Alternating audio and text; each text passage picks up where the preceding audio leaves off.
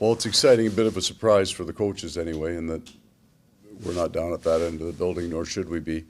So we don't know when those ideas come to possibility at that point. Very, very excited about the idea. And then when you go back to the starting point of management preparing for the trade deadline, what they did an incredible job of is as they always do, is recognize what our needs are. We needed a defenseman, a top four defenseman, and then we needed penalty killers. So I know that's an unusual thing to say about Brad Marchand, but he was part of possibly the best tandem for years with he and Patrice Bergeron. He's an elite penalty killer.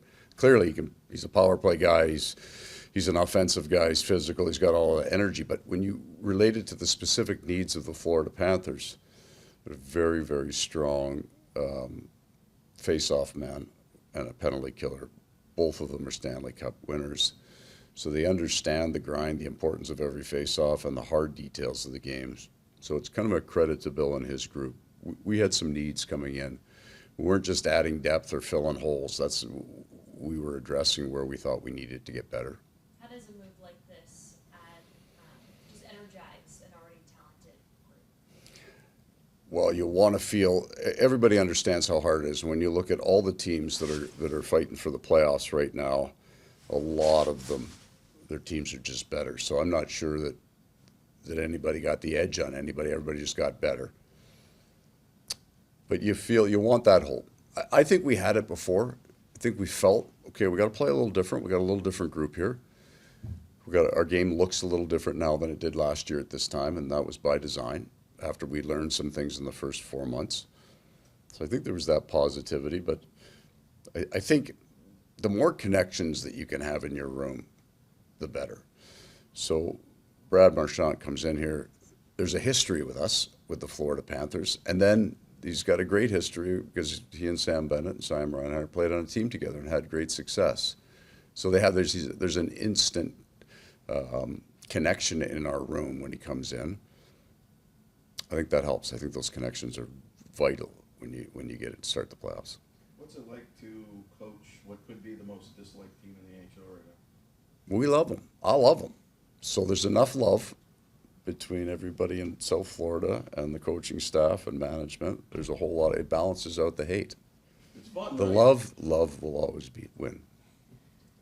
And tonight, lineup wise, are you going to put? Yeah, Jona's out, and Thomas Nosek's going to go to the right wing. He's played it in Vegas when he was there. He's comfortable there. It's also a great opportunity to see it, just get a feel for a guy in his off position, and then we'll run them as line. Coach, you obviously talked about the transition Seth has to make coming from the West, and obviously learning the systems defensively. Brad's not going to have as much time, just given the injury. What's his transition going to be like in your mind, and how seamless can it be, just given you both play similar physical styles, and he's in these two conferences? I think you'll have it picked up off video. He won't even need to get on the ice, but we got enough time with his injury. He'll see it enough. The guys who've played a long time, they'll see enough. They'll have questions, but he'll get enough time that he'll have it captured by the time the playoffs start. I know you're always looking for fits, but is the fact that you've seen a little bit of him, at least with Sam Bennett at Four Nations, can that work in any favor for you? Just that you've got a little bit of one of your guys? Sure, right? For sure, that can help. We've got kind of moving parts on 2 left wing positions and 2 right wing positions. There's a couple of pairs that we've been pretty darn consistent with. So, and when you look back to, let's say, Vladimir Tarasenko coming in here, he played with everybody, and maybe we don't have that luxury to do that, but those lines are fluid. And even in a playoff series, you move them around. The veteran players that come in, it's easy for them. They know they've got their game dialed in, so they just play, and then we watch it, how it looks with the pairing and the group, and we'll make adjustments from there. I know you're always focused on your own team, but after something as big as the trade deadline, you got to peek your head out, kind of see the lay of the land and how other teams are looking right now for the last 20 games.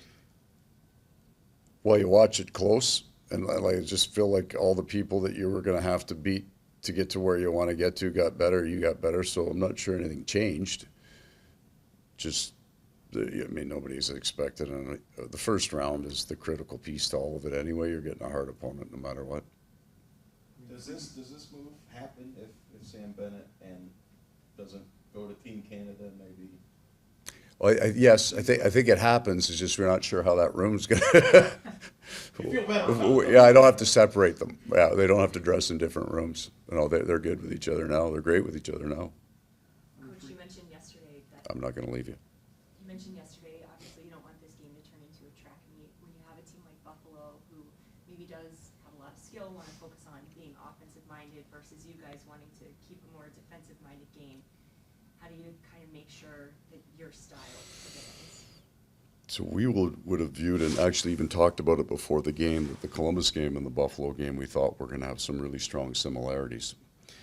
So I was pleased with our Columbus game because I rate Columbus quite a bit higher than I think possibly other people with their memory of them 2 or 3 years ago. But if you look at their last 20 games, very dynamic. They score more goals than we do, which means they're dangerous. If they're on it, if you give them the room to play, they're going to outscore you. And we don't want to be in a game where it's who's going to outscore the other team. We don't play a passive defensive game, so we want to be on offense and hanging onto the puck. And we look at the Buffalo Sabres the exact same way. I mean, they put up 5, I believe, on Tampa the other night. They've got the same 20-goal gap in the first differential in the first period. That's a huge number. They put 20 more goals up on the other team in the first period.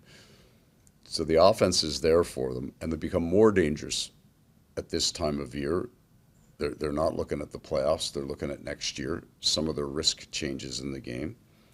They've got some dynamic defensemen that are now up the ice and in the play. They're dangerous to play against. We would say we would like to take our game against Columbus and repeat it. For you as a coach, I mean, when everybody's healthy, you're going to have 2 guys on the fourth line wing that can play up in the top 6, and you're going to have some guys in the press box that are fully capable of playing on the third line on some teams. I mean, for you as a coach, how is it to just have that many tools to work with going into the playoffs? Well, I would say first I'd credit the players on becoming those kind of guys, because we have some players that have come in here from other teams that were either in the minors last year that didn't play the full season of NHL or healthy scratches for a considerable chunk of it, and they put themselves in a position to be absolutely regular NHLers, and you're going to need it. Now, I got no interest in talking about a 2-month run. It's got nothing to do with our team, but we have depth that we can survive. And Sam Bennett breaking his finger last year in the first series. I mean, that's an incredible loss for us for 5 games, and we survived it. So the injuries will happen in the playoffs. If you play long enough, you're going to get banged up, and you need that depth.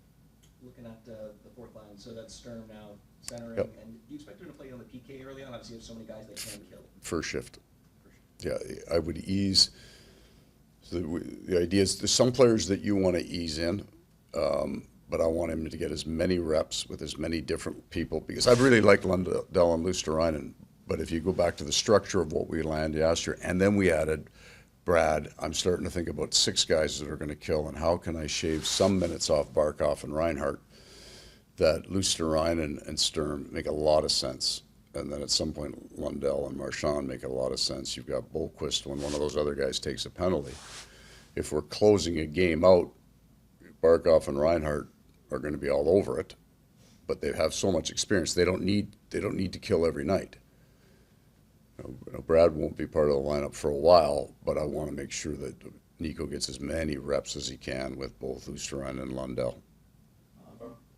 Vitek was the first goalie off, you telling me? Correct. Are we going week to week on Marchand? Yeah, so he'll come in here and we'll get our doctors to look at him, and we have an understanding of what the injury is. We feel confident in it. Boston had listed him as week to week, so we'll stay with that until we get a look at him, but I'll have a pretty good idea, I would think, by Monday. Do you plan on taking him on the road trip? I think that's the way the travel will go, right? So I'm not sure if he's staying on the road trip the whole time, but this will all depend on what happens tomorrow and Monday with the doctors, really.